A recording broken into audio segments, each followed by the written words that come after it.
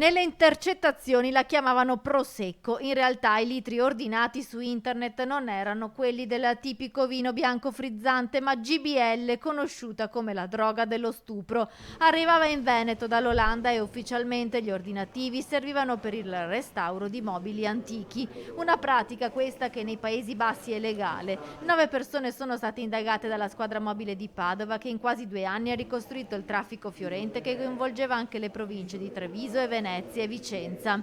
L'indagine infatti era partita nel 2019 dopo alcuni accertamenti su un cubano residente nel Padovano, da cui sono emersi collegamenti con un 45enne di Limena, dipendente di una società di telefonia in cassa integrazione, e del suo socio in affari con cui viveva a Noventa Padovana. Uno aveva il compito di reperire la droga, GBL, ma anche cocaina e mefredone acquistato nel dark web, e l'altro invece contattava i clienti via WhatsApp e li riceveva in casa. La cocaina veniva acquistata da un 37enne tunisino che è stato arrestato e da un albanese. Ascoltando le intercettazioni tra i due padovani, però, i poliziotti hanno scoperto non solo la rete di acquirenti ma anche di fornitori, e così a distanza di mesi sono scattate le misure cautelari dell'obbligo di dimora nei confronti di un 32enne di Conegliano Veneto, canale di rifornimento del mefredone, una potente droga sintetica, e poi un 47enne vicentino che commerciava anche Cialis e Viagra, e un 53enne insospettabile istruttore di fitness sempre di Vicenza.